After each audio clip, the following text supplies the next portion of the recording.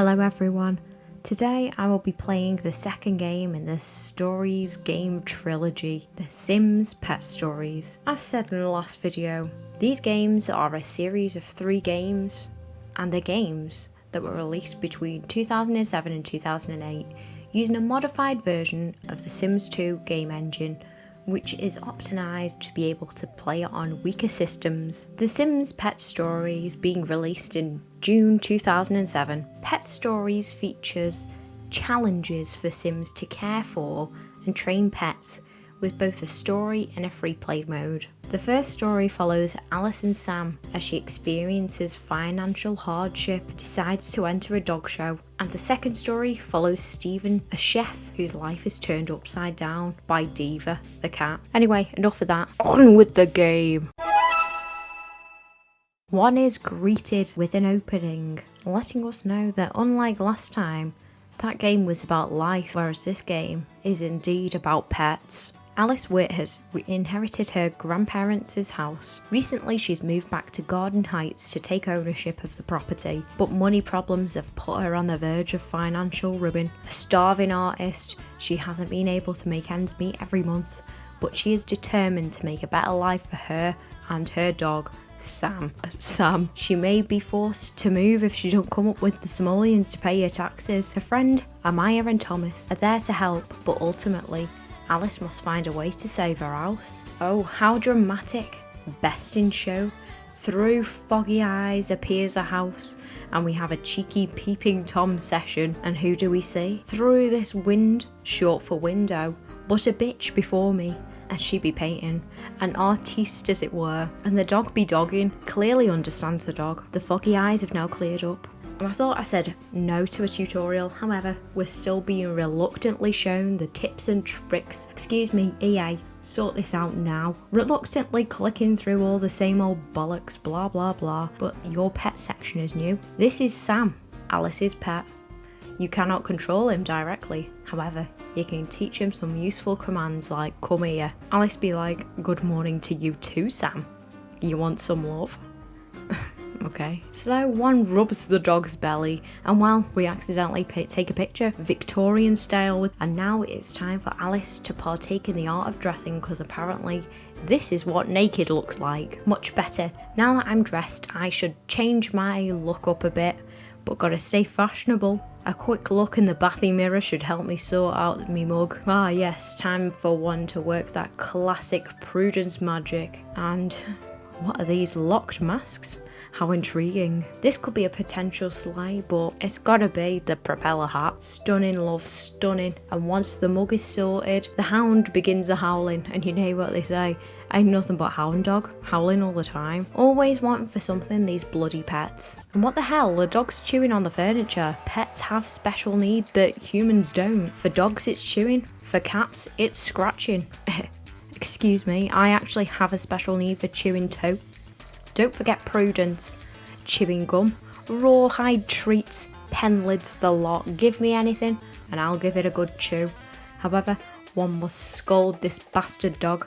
Alice, stop painting and scold the bloody dog. You evil bastard. That was not enough though to stop the chewing malarkey as he's at it again. You know what? This calls for a trip to the vets to get the wretched creature put down. No, I'm only joking. It's time to teach the hound a new trick. Oh yes, reminds me a little Pooh too. I reminisce about his little dance in the shower. Bless that bastard. Well now, who is this delightful lady? Ever so persistent to get into my house that she's knocking on the back and front door. I'm feeling a pyjama day though today. I can't be arsed talking to anyone. But reluctantly I greet her. And this bitch is like, I'm gonna own this house. You owe the bank 120,000 simoleons. And this hoe has apparently purchased the deeds to the house in case I can't pay. Firstly, good morning to you too. Secondly, listen Diana, I'm not planning on losing the house that grandfather Alice built with his naked hands. I'm gonna pay off his debt, so love, you're gonna have to find another house to level. Okay, hon? I say all this as I poke the bitch. Oh, I've had enough of this de Boer woman. She needs to leave immediately. Lady bitch, it just so happens that I'm pretty resourceful. I'm gonna find a way to pay off the debt whether it's selling me used socks online or getting a Guinness World Record. You get money for that, right? Anyway, now if you don't mind, I would like you to leave. Oh, she says. Oh, I'm not going anywhere, you degenerate. Degenerate? This property is practically mine. So why don't you and your filthy mongrel start packing up your things? And why is she laughing like that? And why are there two blokes walking around my house aimlessly? Well, I think it's time to show her I mean business. I'm going to give her a good poke to show her I'm not scared. We have a bit of poking action going on, and then the cow states, oh, maybe an eviction notice on the front door of your shack will scare you, dearie. Fucking hell. Listen, bitch. You're what's wrong with the world. Trembling I am, trembling. I tell you, there are many a crack in this crockery. There's a deep sadness in you, Diana. A deep, deep sadness. She's like, you see, look, young lady, I don't care about this house. I just want the land, and whatever I want, I get. Good day, madame. Madame? What the hell is madame? Oh yes, after that vulgar experience, finally time for some me time. Clip my toenails, looking at this pile of shite on the floor. Today I met a lady called Diana DeBoer, or DeBoer. I guess she owns the whole town or something. She says she'll own my house unless I can come up with 120,000 simoleons. Where am I supposed to get that kind of money that fast? Oh yes, and many a picture to go along with our summary. Wait, what is your sim trying to get your attention because the house is a wreck? Firstly, she's not my sim. Secondly, the house isn't even messy. It doesn't look messy to me. Chapter 2, Hope Springs Eternal. Not sure whether it said that, it disappeared too quickly. One takes the hand for a wander around the neighbourhood. And wait, where did the end go? Oh, phew. There they are. And hey, there's the newspaper. Maybe it'll have some ideas on what to do next. However, the optimist or Alice gets this wacky, crazy idea to maybe enter Sam into the dog show competition. And if we win, we can pay off the bills to this place. The dog howls in agreement. Let's go to register. We head over to Dapper Bloke and talk to official. However, before we can register, we have to complete a basic run through at A-frame. What, Alice? Stop talking to a dog that's not yours. We try and train Sam, but Alice would much rather play fetch with a dog that's not Sam. Anyway, A-frame time. Easy as shit. But Sam can't even be arsed doing it. Then, the official starts mocking me. Oh, and then I happen to see one of those blokes that were wandering around my house, and he bribes the official or something, and they're like, psst. And then they're like, psst, and then they're both psting at each other. And then suddenly, official's like, there's actually been a misunderstanding. You can register now. I'm torn though. Like, you were mocking me, mate. I don't really want to, but I need that longer. So I reluctantly register. Ever the friendly bitch though, I decide to get to know the competition. I speak to the other contestants, like this army bloke who reminds me of an awful lot. That guy from Barkersville. You know that fella who judged me in Sims 2 Pets Game Boy Advance? I was born in Barkersville, but I was made in the Royal Navy. Wait, the Royal Army. I was born in Barkersville, but I was made in the Royal Army. Doesn't sound right, does it? I was born in Barkersville, but I was made in the army. Anyway, the bastard's like, permission denied. Didn't want to speak to you anyway, mate. Well, anyway, you know me. Proper girl's girl. So we speak to this slag. And the bitch is like, don't interrupt us. We're channeling our chi. Oh, piss off then. I dragged myself off and pondered on this bench for a while. My only friend is this bloody dog. I can't be arsed. Once back at my humble abode, that old slag has put a bloody sign on my lawn. I take it as a positive though. This will motivate me to work hard at making lots of money. Oh yes, I'm definitely going to need some help if we're going to pull this off, Sam. We don't have any equipment, so I invite my mate over because she will know what to do. Oh, and she's brought a straggler over with her, who quite literally wants to come over to say hi. So I trauma dump on this bloke. And may I ask why this random bitch has just kicked over my can? Who cares? Amaya is here and gifts me some equipment and then makes me aware that Thomas has a crush on me. Oh, I'm far too busy with my pets and that evil hag to think about potential suitors. Love. Once she pisses off, I'm left with Thomas, who makes the assumption that my dog would get along with his dog. How about we come over tomorrow? Oh, Thomas, then he scarpers off into the night. I might have the solution to my cash problem. There's a regional dog show coming up, and if I can train Sam well enough in time, I might actually be able to win some money. If there's a category for destroying things, that would also help me out a lot. Chapter 3. Doggy Playdate. Bloody Sam is playing up and the bloody sink is broken. What bloody else could go wrong on the day of my bloody doggy date? Well, of course, the repairman cannot help. Can't I fix the sink myself? Okay, no, we can't. We're just gonna let the water keep wasting away, aren't we? Glad I ain't footing the bill, am I right, fellas? United Utilities would have a field day with this one. Oh, look, everyone. Here it is, my buddy.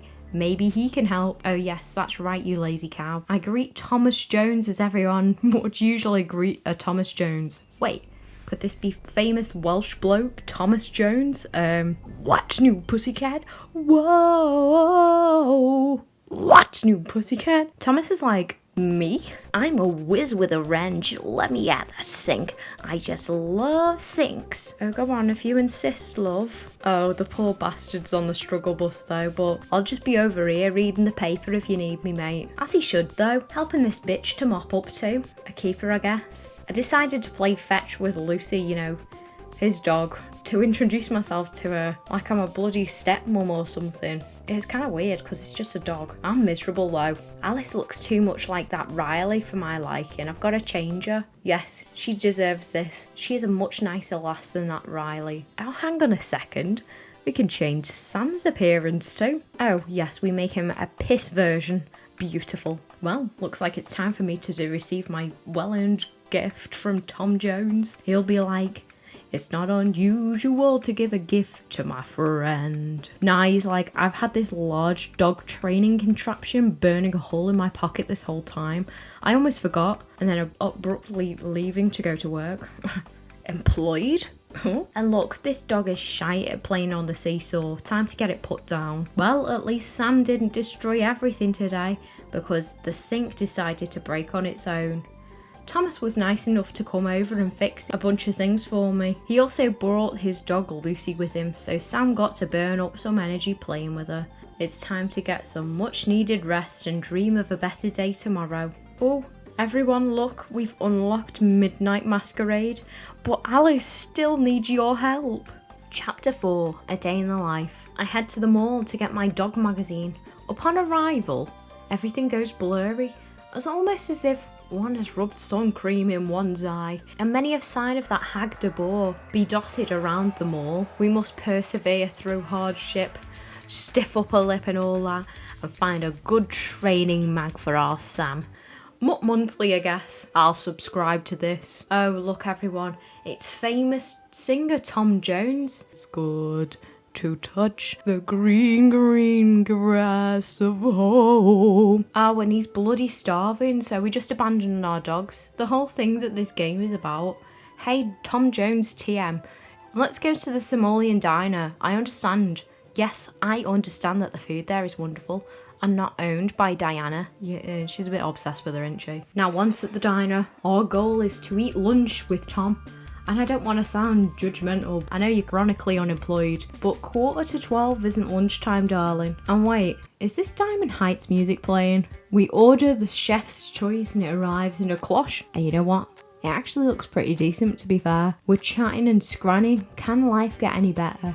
Oh yes, it can. As Tom gifts us a chew toy and then leaves because his boss doesn't tolerate him being late. Shut up. Some of us are ladies of leisure. I was gonna have my cake and eat it, alas. I must head home as I suddenly get the feeling that little Sam has left me a nice little surprise. The camera once again is blurry. As I exit the taxi, and oh, the crockery, I'm trembling. What has the hound done? Oh my god, he's pissed on the rug. Oh right. Time to put him down. Alice is in a right foul mood. But once cleaned up, finally, I can do a light bit of reading. And what's going on? I'm suddenly being transported to some community lot. What the hell? I know I shouldn't be thinking about shopping at a time like this, but I decided to go to the Vista strip mall today and get a dog training magazine. Ran into Thomas there, so I decided to splurge a little. And we ate together. I've never been that good at controlling Sam, but the magazine did give me a few ideas. Chapter 5, Training Day. Today is the day we get some serious work done. But luckily, I did it all yesterday so we can have a pyjama day. Oh wait, someone at the door. And it's bloody Tom Jones. It's not unusual for my mate to come around. Oh, he's given us another piece of equipment. Oh, I am blessed. But have I missed something? Why are we not meant to tell anyone where I'm getting this stuff? And Alice is like, good boy, Sam, you got it. And lazy bastard's fast asleep. I started to train Sam for the dog show today, and Thomas gave me a dog show obstacle to help me out. Sam seemed a little more attentive to me than he usually is, so that magazine's advice seems to be paying off. I think we're ready as we can be for the show. Time to change these threads, as Alice is ever the intellectual. And not now, son. Mummy's painting. Chapter 6, the local dog show. Oh, bloody hell. Bloody Sam is rolling around in the flower bed. Nice one, Sam. I'm going to have to get you put down. I'm going to have to go and bathe you now. And I guess we're heading to the show park. Upon arrival, Daddy Big Book says go. Why he's saying go? And I get told off being on the grass. I check in with Daddy B. However, I cannot see Tom Jones anywhere. It's not unusual, I guess. One competes in the show, and so does that old bitch, and one thing leads to another, and well, now we're fighting. Meanwhile, some dogs are also fighting, which leads to their inevitable disqualification, which means we have come second by default and got through to the finals. This De Boer woman states to me, by the way, I decided to fire your mate. I know what he's been doing for you, and I find it absolutely unacceptable. Suppose I'll be evicting him too. Perhaps you two can live together in the street. What? Let's go home, Sam. That was close. Very close. Way too close. Sam and I were prepared as we could be, but that was only barely good enough for us to get through to the next round. We both need to perform better if we want to keep Diana from taking our house from us. Chapter 7, Way of the Poor. This bloke. I should go and find out what this old fellow wants. He's not even old. This is how 20-year-olds see anyone who's over 25. He's not an old guy. You're having a laugh, aren't you? Anyway, he reveals to me that we have been watching you, and we can assist in your dilemma. Firstly, who is we? And secondly, why are the dogs nattering away? Oh, he says. Oh, Jake and I are very well acquainted with that Diana de Boer. We were the reigning champs until that Diana beat us because of technicality. Oh, I guess we is the dog, and Jake the dog is telling Sam in dog language. Let's just say that Diana took issue with my form of motivation and deducted points for my unorthodox style. When you become one with the dog, you become the dog. What are you yapping on about? You can communicate on a plane if you can achieve. Oh, you know what? I proper fancy being able to communicate like that. One is educated in the way of a poor and does as Otis does.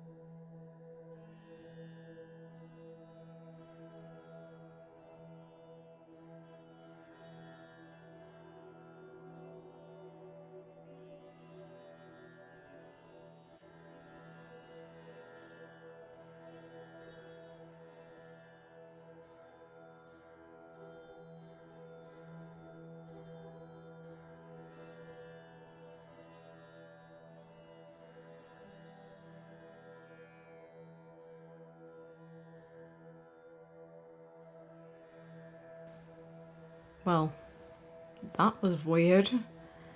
I hope Sam is ready for this new technique. Here you go, Sam. Advanced obedience training, here it comes. Yeah. Otis be slapping those palms together like mad. Child, he calls me. Child. And gifts me this thing that I carefully place on my mantelpiece. The knowledge you possess must be treasured. Use it for good. Oh, I will, Otis. Don't you worry, I will. I met this interesting man named Otis, and he seems to have something against Diana. He showed me something called the Way of the Poor, and it has something to do with understanding your dog better by standing on your head. It might sound silly, but it certainly worked. I feel like Sam and I are really in tune now. What was that all about? I wonder if I can earn the way of the poor in real life. Chapter 8, Dog Napping. Right, I must train Sam immediately. No sleep for me. But eventually I drift off into a slumber where I'm rudely awakened by the dustman. No, it's actually the burger alarm. Where are the police? Where are the police? And wait, is my dog's gone missing? Oh my god, my bloody dog's gone missing. And the police are like, oh, we're busy. Of course you are. And what's this? A coffee cup. I don't even like coffee. How suspicious. I go to the coffee shop and yes, there is Brock. I quiz him about my missing mutt. What did you do with my dog, you twat? I don't know why you took him, but I'm worried sick. This extra, Brock, has the audacity to call me lady. Does he not know my name? I'm the main character in this. Anyway, apparently Sam is in some abandoned house. So I awkwardly stand with this bloke whilst waiting for the taxi and then off I go. And may I ask, what the hell is going on with this house? I eventually figure a way to get into this house and we initially have a bit of a laugh, me and Sam's captor, and then once again the camera fogs up as this bloke suddenly wants to beat me up. Little old me. I'm so confused, we were having a laugh a second ago. Suddenly Tom Jones appears and is like, she was my woman. And then he fights the bloke on behalf of me. Oh, thanks, mate. I give Sam some love and head home. Apparently there's a note on this tyre. And this is the said tyre. That was too much excitement for me. Sam went missing, so I looked for him at cafe grounds. I talked to one of Diana's thugs there, and he told me to search for Sam at abandoned house. The guy that had Sam was pretty scary, but luckily Thomas came by and fought him off, and I got Sam back unharmed. Thomas always seems to be there for me when I need him. Chapter 9, Calm Before the Storm. Oh my god, guys, Thomas Jones is here. Well, she's all you'd ever want. She's the kind you'd like to flaunt and take to dinner. I want to talk to him though. He gives me a pressie before disappearing into the night, or well, the day. I'm just about to train the hound and Diana appears and her legs disappear also.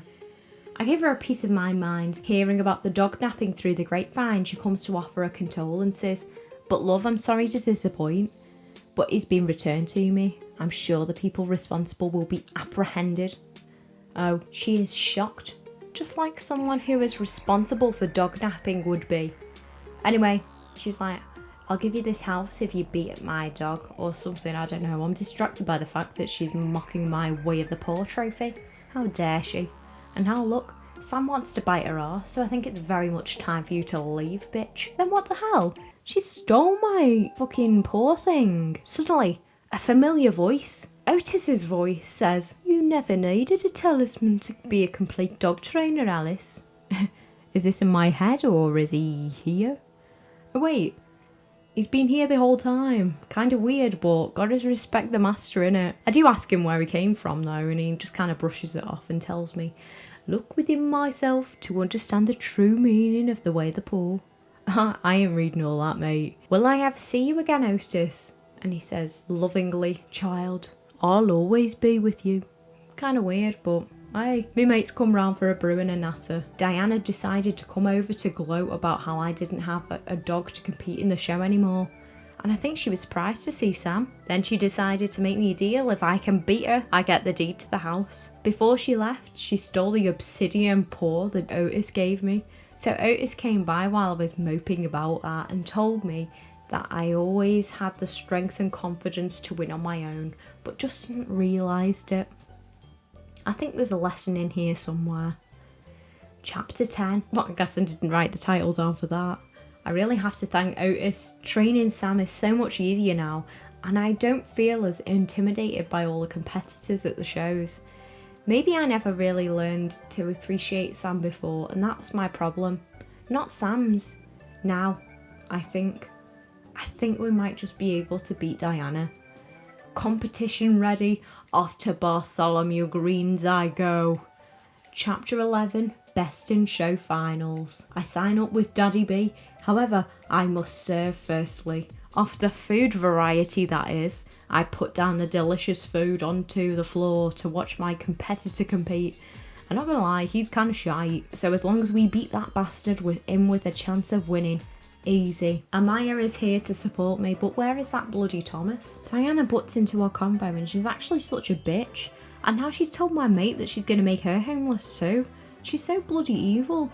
But me and my mate, Amaya, we have a cheeky each bowl after that incident. Gotta laugh or you'll cry. Now my turn to compete, and we bloody slayed, didn't we? Now to sit with my mate as we watch Diana. And I'm not even sure what just happened, but like, it's so dramatic. Suddenly, after coming to terms with potentially losing, whilst mid-handstand, her foolish mutt falls off the seesaw and yes, disqualified bitch. Oh yes, me and Sam won, as if anyone ever doubted it for a second. Along with my trophy, I receive a shed load of Wonga, and of course, Diana de Bore accuses me of tampering with the seesaw, and I can see why I'd accuse me of tampering with it. Yeah, well, I'm a winner. Bloody hell. It's Tom Jones. Want some whiskey in your water? Some sugar in your tea?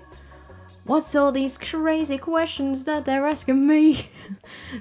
This is the craziest party there could ever be. Don't turn on the lights cause I don't want to see. Mama told me not to come. I don't even know what that song goes like. Alongside a policewoman, Diana, you're nicked. And apparently, Reese spilled the tea about her. Time for the walk of shame, because you know what our Jojo Siwa says. Karma's a bitch, I should've known better. If I had a wish, I would've never effed around. And you shouldn't have effed around, not with me. Alice Witt, yeah. Alice tells Tom, oh, I thought you were gone for good. When you got in that fight, I thought something awful had happened. Love, you didn't even give him a second thought, did you? Apparently he moved in with his mother, but then realised he couldn't leave without helping me beat that witch. Oh, I thought you were angry with me. I thought I'd lost me bestie forever. I'm so glad you're here to share this moment with us. Amaya be like, bestie, fuck my drag right. Oh, Tom says, oh, I wouldn't have missed it for the world. And once again, the elusive Tom Jones disappears into the night and we head home. I can't deny that I was pretty nervous going into that final show, but Amaya was there to cheer Sam and me on. Diana lost because her dog messed up on one of the obstacles and Sam and I were named the winners. Diana's tried to say that I tampered with the obstacle, but Thomas turned up with the police to arrest her for arranging to kidnap Sam, among other things. It was nice to see that she's finally had to answer for something. Thomas had to leave pretty quickly after that though. I would like to see him again soon. Chapter 12, Puppy Love. I display my trophy on the mantelpiece, the champions that we are. And oh yes, one could invite one's mates over to show how much I appreciate them. I will call on Amaya, and oh yes, mustn't forget Thomas Jones. I should feed my buddies. And suddenly I'm met with a message that there are 3 new pets on the way. Yeah, very good names. Sam and I are very lucky to have great friends like Amaya and Thomas, and a new friend in Otis. Diana may own this town, but at least I still have my house. It's a good thing too, because we'll need the yard for all these puppies. Sam isn't just a dog show champion, he's also a daddy. Oh, congratulations, you've reached the end of Alice's story. From here on out, her and Sam's lives are in your hand. So I try to get Tom Jones to, get with Alice. And he's not having it. He's not into that flirting. He's not into Alice, contrary to popular beliefs, what they want you to think. He is actually asexual. And what he does is spend all his spare time performing Tom Jones concerts in his back garden, whilst also neglecting his dog. What a king. Sex bomb, you're a sex bomb, yeah, you can give it to me when I need to come along. Sex bomb, you're my sex bomb, and baby you can turn me on, baby you can turn me on. Oh, Midnight Masquerade on that eyes wide shut type shit I see. Stephen Loyal is an accomplished SimCity chef who leads a quiet and ordered life in the desert suburb of Mesa Flats. Lately, He's been unusually busy getting ready for his cousin's wedding and helping his employer Julianne cater the annual Mezzaflat Midnight Masquerade Ball. Little does Stephen know that his life's about to get turned upside down. Oh, so if this game is about pets, where is Mr. Loyal's pet? We are greeted by Stephen Loyal in his weird apron. My first meal in my new kitchen is gonna taste so good. And he bloody burns it. How embarrassing. Supposed to be a chef, aren't you? And look, his boss is at the door. Steve lad, you've been doing a wonderful job for me lately. I want you to make the salad, the lobster thermidor for the Mezzaflat's Midnight Masquerade. Oh yes, just like in every job, all the responsibilities have been shunted onto me, and she'd like me to create a bloody ice sculpture too. A lot of pressure for little old Steve. However, he takes it in his stride. I get to play with the chainsaw again? Weird. You've earned this. See that you do not disappoint me. Goodbye. Suddenly, out of nowhere, this bloke appears. Stephen, buddy, pal, lifelong friend. No one says bollocks like that. Well, if it isn't the happiest cop in Mezzaflats. Why are you panting? Are you on a case? A couple apparently. He lists off a con man and a missing person, and while it turns out that Stephen is the missing person he was talking about, our mate has ran over from the cousin's wedding that he is missing. Oh, I'm in trouble. I whack on the bib and tucker and off to Little Salmon Wedding Chapel I go. And bloody hell, we've just bloody missed it. The cousin's wedding, what a pity. You may be his chef, but no time for scranning now, lad. You need to apologise to your dear cousin. And she forgives me, but the bitch has the audacity to say, no wonder you're not married. Listen, love, I'm focusing on my career. Looks like my buddy James has found the buffet though. I grab myself a delicious plate of gelatin and have a gossip. Who's that bloke who's menacingly giggling over there? I've never seen him before. Me mate replies with, who? The guy with the lantern jaw. Whatever that means. That is indeed Gordon Fetching, who is rather fetching if you ask me. Just moved into town, so kiss the ladies goodbye. I said I'm focusing on my career anyway. Stephen says there's something creepy about that bloke, but I'll go and greet him. And what a strange encounter, as he calls me the late cousin, as in I died kind of way. Kind of funny though, in my opinion, but Stephen's been a little bitch. Doesn't like anything this bloke says, and he's handsome and Stephen isn't. I decide then to boogie the night away with this fine creature I have happened upon. I suddenly get the idea that maybe perhaps this lovely lass would like to go on a date sometime. And of course the ugly bitch has already got plans, and with none else but that Gordon bastard. Well, one thing after a bloody other in this place. Now the beloved cousin says she wants me to look after a cat while she's on a honeymoon because her friend's cancelled. The feline's called Diva. I tell her I'm far too busy with the masquerade to look after a bloody cat, but apparently I owe her one. It's only a wedding. I head home to receive my latest delivery, an aquarium of course, a symbol of pure success. I've made it. I missed my most favourite cousin's wedding because I overslept, met the new guy in town, got rejected for a date, and agreed to take care of my cousin's cat while she's on her honeymoon. I'm told that some people have dull days in Mezzaflats. I'm not one of them. Chapter 2, Special Delivery. I have a quickie at the Goo Goo Gaga Daily. I'm somewhat distracted by the things going on this bloke's forehead. Anyway, there's a damsel in distress at the door. I should ask her to help me with this forehead of mine. The damsel is searching for me. I, the Stephen of the Loyal, to drop off the cat. Oh boy, cousin never told me how cute her friend was. I must use my feminine wiles and unique forehead to charm the pants off her. Once I've completed a round of flirting, I explain to Diva the cat that I am now her mother and ask the cat if they care for some espresso. Now on to the brekkie bar, which has become my surface of lust and seduction, upon which I chat up this fit bird. However, my attempts to woo the bitch are disturbed by the bastard cat scratching up my favourite couch, compared to my other not so favourite couch, which is really, well, something. And what the hell is with this cat? They've been through some shit, haven't they? One is gifted the fanciest food bowl in all the land, and it does turn out he does have 2 couches. I met my cousin's friend Erin today. So far, Diva has tried to take over my house and destroy my favourite couch. This isn't what I had in mind when I said I needed a woman in my life. Chapter 3, Gordon meet Diva. Ugh, How can I cook without the cat peeing in my kitchen? Clearly I need more pet care supplies, like a litter box. And I guess the cat is coming with me too to the pet shop. That handsome bloke has just entered the store, making all the ladies swoon. However, Diva the cat has now entered and did some parkour on the poor bloke. Laughter fills the establishment as Gordon is now left red-faced. Bit cruel, I must confess. However, he goes on to say, "Who owns this mangy fur bag?" "I, me. I is the owner of said fur bag. Her name's Diva.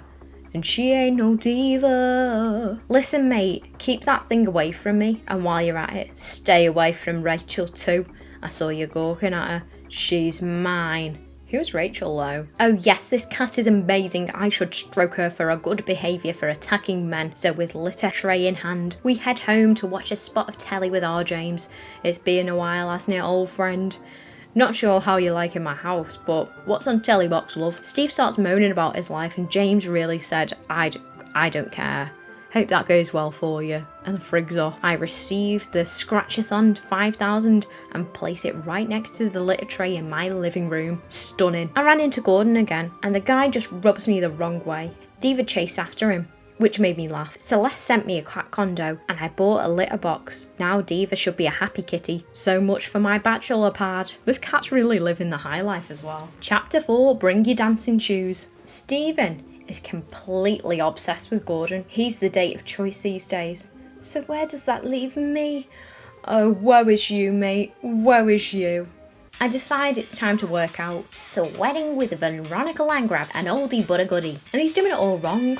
And now wants to order a home gym online. More money than sense, I tell you.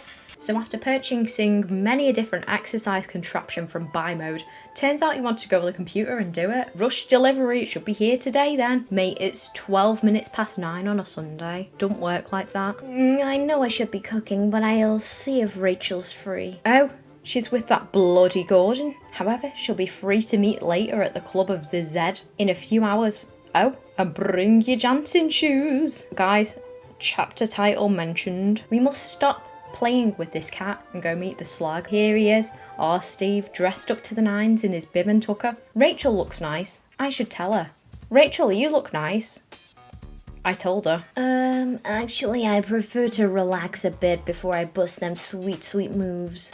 We seat oneself respectively, and yes, this is the perfect way to engage in a deep soul-exploring conversation with an extremely beautiful lady. She asked me if I ever thought of opening my own restaurant in SimCity, and Steve is like, "Nah, love, it's too expensive." Then strangely, she says, "Stephen, there's always money available, you just need to think big. Let's dance." Now you're talking, love. Look at these blokes on the dance floor. How diverse. We cut a rug deep into the night, all while horny Steve is thinking, she's a great dancer. I wonder. Wonder what, mate? Spit it out. One hits on one's bird on the dance floor, and I don't need to bet that she looks good on it, because clearly she does. That went well. I wonder if she'd like a bevy. Jaeger bombs all round, I declare. And she confidently asked me who I'm inviting to the masquerade. Am I not working? Am I allowed to invite people? While I ponder that question, in comes bloody Gordon, who steals my date away into the night. What the hell? It's almost like Rachel wanted me to ask her to the masquerade. But I guess one can't compete with that handsome face chiseled by angels bloke like Gordon. What a jerk. Before I go home, I attempt to bed myself an almost Sherman-type bloke, but oh, this is far too much rejection for one evening, so I make my way home to my lovely, lovely cat. Rachel and I seem to be hitting it off. Unfortunately, so do Rachel and Gordon. At least Diva seems happier. I should really get started on the food for the masquerade soon. Don't want to let everyone down. Chapter 5, the worst photos ever. Stephen be Stevening. I should work on the food for the masquerade. Oh my god, stop bloody talking about it and maybe do it. Whilst wiggling my finger for Diva, I ponder about potentially teaching the old girl a trick. So once rollover has been taught, I treat myself to a well-earned piss. However, a dog suddenly appears. Oh, Celeste would never forgive me if Diva got into a fight, so I go chase off the dog. But I thought I chased it off and the coast was clear, but it turns out the dog is now in my house, destroying my favourite couch. I just don't know how to rid myself of the burden of this dog, so I have a bath and mull it over, think of some ideas, how to get rid of this dog. Unexpectedly, playing fetch was one of them. I come to the conclusion that maybe going to bed will make this unwanted hound leave, but no. Here he is on my bed, wagging away. The crafty bastard that I am though. Finally got rid of the bloody dog by tricking it into a game of fetch. Ah yes, man's best friend, aka the fool. And look who it is, Erin. Why couldn't she look after this cat again? She seems to have a lot of spare time. I should ask her out though. Shez Pricks opened a few weeks ago and I haven't been there yet. My cat is begging for scran, so we invite her out for scran. And here's that dog again. And turns out it's her bloody dog. Why wasn't she worried about it?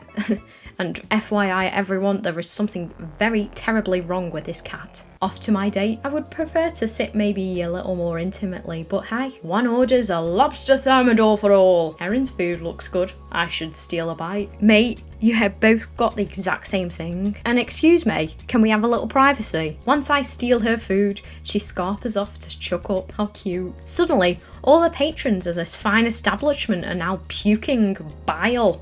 They're throwing up bile. I'm bloody loving it, you know. Stephen is having the time of his life, just endlessly mopping the apparent endless stream of vomit. I've spent far too long in Shapery, so after a cheeky photo together, I head home after my fun date. Erin and I had the date from hell at Shapery. The whole restaurant got sick, but she was a good sport. I'll tell Julianne about it. She might know the owner. Besides, it'll give her something else to think about other than my progress for the Midnight Masquerade, which hasn't been so hard. Chapter 6, Tradition. Steve is like, I still feel sick, but Julianne will be here in a few hours to pick up the first course for the masquerade. So once I've bleached the kitchen to fuck, it's time to prepare the salad. And are you okay, mate? And what the hell? This bastard cat just ate me salad. Are you sure you're okay? Like, I can play this game later if you're that ill. You can go and have a lie down. Oh, bloody hell, though. Julianne's come. Julianne? Oh my god. Oh, fucking hell. Oh, shite. Julianne? Can you, like, come back later, love? My cat ate my salad. Of course, I've run out of supplies. I must go shopping. I hope I'm getting this reimbursed as well. Not only is this place open 24 hours, it has the best produce in town. Before I shop, it's time to purchase some garments. But oh, here's our Erin. What a darling. Oh, and she was worried about me, and she brought me over some special soup. Oh, that's nice. Here's your reward, a lovely hug. Wait, how's my cat got here? Look, Erin, though. Look. I'll make my cat roll over. Do you love me now? Oh, wait, who said that? Anyway, since I impressed you with my talented pussy, would you perhaps go to the ball with me? And that bastard Gordon's already asked out that ugly bitch. What the hell? I cannot believe Gordon asked my Erin to my masquerade. Unfortunately, I ain't got the time to figure this out as I have salad to make. One takes their stupid little groceries in and puts my stupid little groceries in the fridge. Oh, and I forgot that bitch made me some stupid soup. The bitch. She could have always said no to Gordon. Ugh.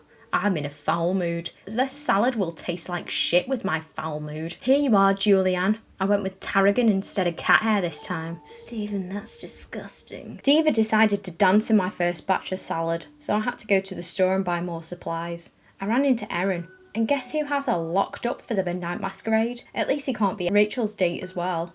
Well, I hope. Chapter 7, deal me in. But I'm still in that foul mood. I can't believe Gordon the swindler has stolen both my Erin and Rachel. I'd give him a piece of my mind if I didn't have to get working on this lobster thermidor. I decide to dress to impress and potentially even maybe succeed. Look at me now. What a player. I prepare the lob and protect the lob with my life from my starving cat, and I guess that diva, she well and truly deserves a treat. I pop on those Diamond Heights bangers in an attempt to wind down, and it's been a while since I've hung out with our James, so let's invite him over. Just before he arrives, I disclose all my problems with my cat. And then in comes James and says this place is like a petting zoo. How fucking rude. I mean, we do have the Scratchmaster 4000 in the living room, but still, He then goes on to say it can't deal with the animal sanctuary this place has become. I'm not even sure I want to be a mate anymore. Like, there's no need for it. No need for it at all. The ever-forgiving fool Stephen could go a few rounds of cards anyway. Flat Hat Bar it is. Oh, it's like that bloody Desperate Housewives games. James utters the word Gordon and not bad in the same sentence. And well, that sets our Steve off on a rant. Oh, help me out, Jimmy. What should I do? Oh, he's just like Frasier and Frasier in that episode when a man loves two women with Faye and Cassandra. Oh, Faye, fabulous Faye. But look who walked in. It's Rachel. We play a 2-second round of Sim Rummy and she says, dance with me, I need to talk to you. Boing, absolutely. But I'm not dancing to that bollocks. We be popping, we be locking, and then abruptly stop and ponder cake. Oh, and here is Gordon. I warned you about Rachel Stephen. Rachel Stevens. Some girls always get what they wanna. We partake in a fisticuff of sorts, and Steve is rubbish at fighting. And then Gordon's mate beats up my mate, but to be honest, I see him as an ex-mate, judging my home so harshly like that. Rachel, after finishing a piss, is like, what's going on here, fellas? Gordon, a smooth operator that he is, tells her, we were just discussing costumes for the Masquerade. Speaking of, would you like to attend with me? Aren't you already taken my errand? She says, sorry mate, I've already agreed to go with Stephen. Excuse me, I did not consent to this date. She tells me I hope I didn't mind that little stunt there. And yes, I do mind. I go home and look at this new toy I got. This is cool. All of a sudden, things got weirder. I ran into Rachel at Flat Hat Bar, and then Gordon ran into us. That snake asked Rachel to be his date for the Masquerade, even though Erin is already going with him. Rachel really showed him up by telling him she was my date. I did pretty well for myself, I think. Oh shit, I accidentally cancelled work. Well, more time to play with this mouse toy. Chapter 8, Fetching 1, Loyal 0. Here is Rachel, come to stand me up, I presume. And she tells me, you're coming to club with me, love. This isn't optional. You've been working non-stop. Listen, love, I've not been working non-stop. I accidentally pressed cancel on work today. God, I wish I could do that in real life. Rachel, listen, love. I have a nice sculpture to make. Oh, but the harlot has convinced Steve otherwise. Obviously, my career isn't that important to you. We hit the club, and fuck's sake, Erin is here with Gordon. But Rachel wants a spot of karaoke. I'm waiting, woman. We sing Don't Go Breaking My Heart, a real classic in it, a staple in the world of karaoke. Alas, she's fed up now. Here's Gordon. Maybe if I kiss her, she'll leave her alone. We plant a kiss on our Rachel, and this lady, she's just gooning, taking it all in. Oh, of bloody course, Erin comes over, who asks me if Rachel and I are dating, and he's just like, Gordon, just sort of. Oh dear, you shouldn't have said that. The gooner has well and truly had enough, and by the looks of it, Rachel has too. Sort of. Stephen, you've got some serious soul searching to do. I'll call you tomorrow. And then I get the slap treatment. Oh, the bitch is not happy whatsoever. And what's this? Gordon gives me a prezi? I'm bloody made up. Erin couldn't help but make a painting to capture my superior essence. You can have it. Maybe now you'll realise what a real success looks like. Oh yes, a very detailed homoerotic painting. No wonder Stephen's happy. Oh yeah, Erin painted it. The bitch who didn't have time to look after this bloody cat. Alright. Things are getting worse. Gordon is getting the better of me. And I suspect he isn't even really trying either. I had another great time with Rachel today, but I'm really worried about Erin and how close she's getting to Gordon. He isn't what he seems, and I don't want her to get hurt. Chapter 9, who's listening? Things at Club Z got kind of weird. I should call Erin. Erin? Why Erin? We invite this Erin out to Sal's bratwurst and culture. Although I think it's Rachel you should be apologising to. And what about this bloody ice sculpture? Have you forgotten about your responsibilities? Time to go to Sal's and catch up with old and new friends. There he is, our Sal. I introduced them to each other, and where else but the men's toilets? Ah yes, this beautiful young lady would be a beautiful wife, don't you think? No, I act all silly and Erin didn't like that whatsoever. We get seated at the seat. And wasn't this bloke who was throwing up in the other canteen? I'll have the lobster thermidor, and so will she. I feed her some of my lobster thermidor to see if it tastes the same as her lobster thermidor. And ah yes, they are the same.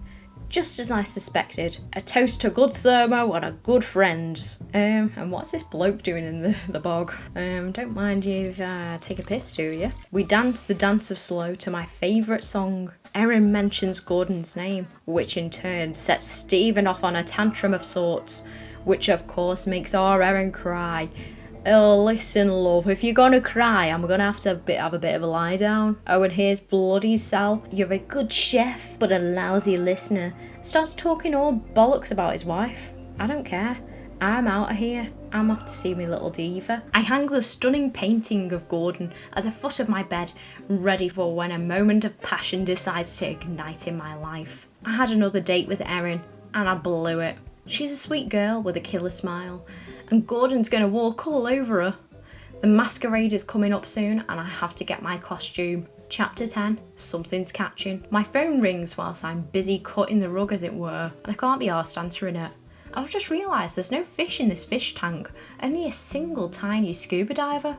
Is this what I'm feeding? Am I like big cook and he's little cook? Oh, it's Rachel. She wants me to meet her in the costumes shop. Hey, there's Rachel.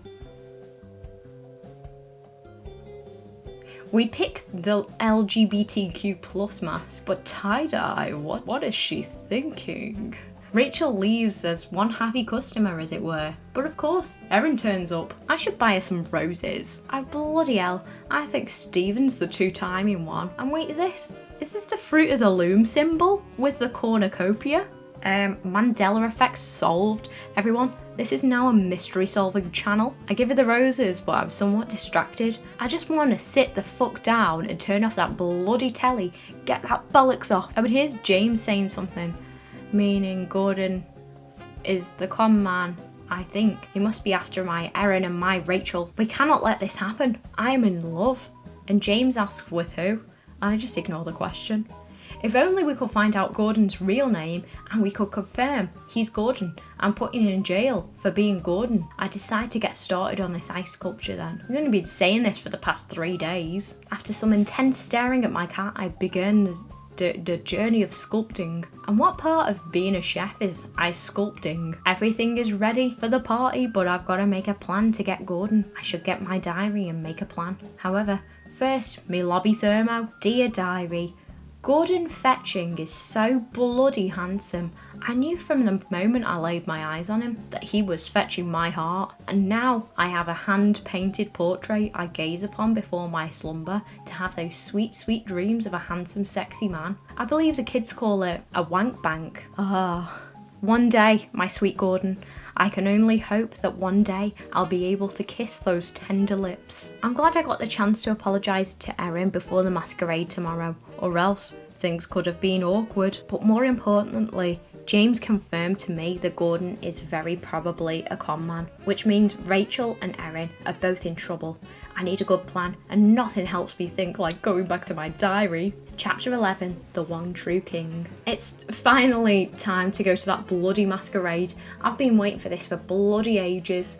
I call Rachel, and yes, she's ready to go. However, she lets me know that she's had some masks delivered to my place. Mysterious or elegant? Where are they then? I forgot. They're all inside this magic mirror. No wonder our Steve hasn't had that Prudence magic yet. I forgot all about mirrors. Oh guys, I'm torn. This leopard print number or the Harlequin one? The Harlequin one has a pecker. That's decided it for me. Maybe our Steve needs a new mop. Oh yes, Steve, you are well and truly serving. A touch of lippy and the look is complete. Yes, he's sladed. Woohoo! I am so excited for this masquerade. This is the taxi driver.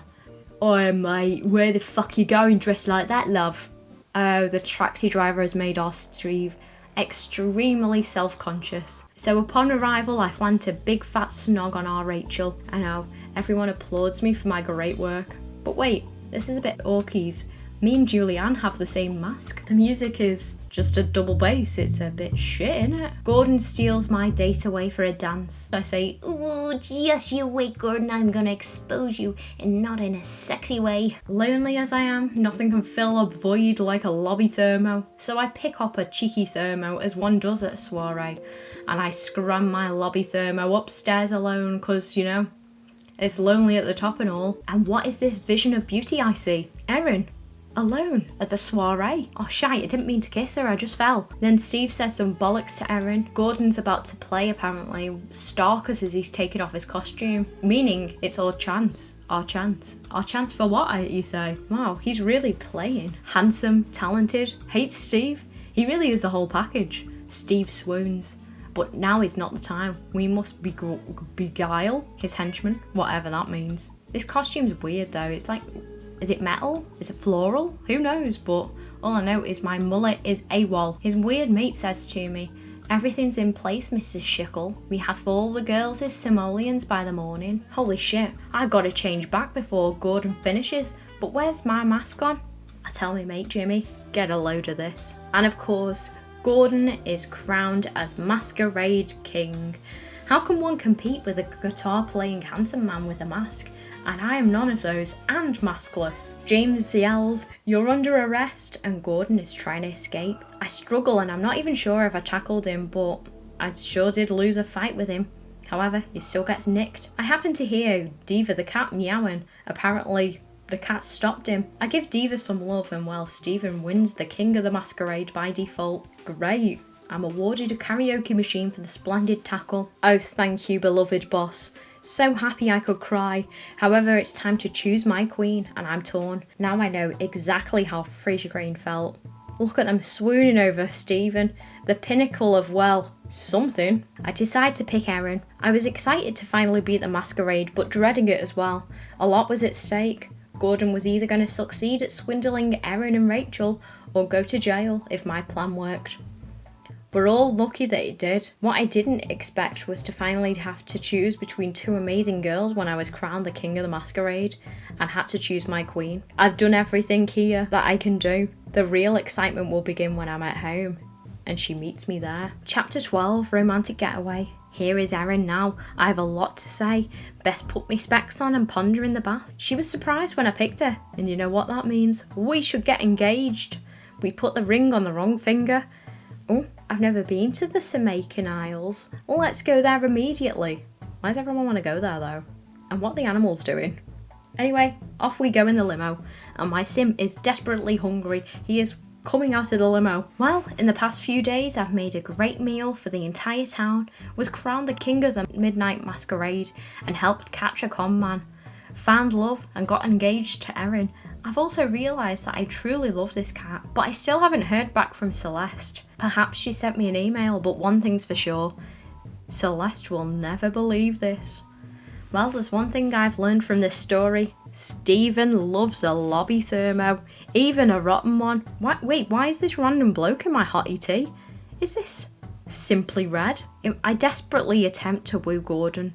I want him, not Erin or Rachel. However, my attempts were in vain, so I decided to settle for someone a little more close to home. Someone who likes me for me and has similar interests to me. Mick Hucknall of Simply Red. Once we finish our hard, sweaty day in the kitchen, we slow dance as one in the hot summer eve. And I love the thought of coming home to you, even if I know we can't make it. Yes, I love the thought of giving hope to you, just a little ray of light shining through. Overall, I did enjoy these games. I found that Stephen's story, at least, was a very compelling story, engrossed in what could potentially be around the corner for our Stephen. Also, for some reason, this game doesn't have an elder stage, but it does for the pets. Like, when your sim completes life as an adult, it will just die. I didn't play it that much to find out, but I've heard through the grapevine. But yeah, I'm looking forward to that final game, Castaway Stories, and what could be in store for our potential poo. Anyway, thank you for spending an hour with me talking bollocks. Bye bye.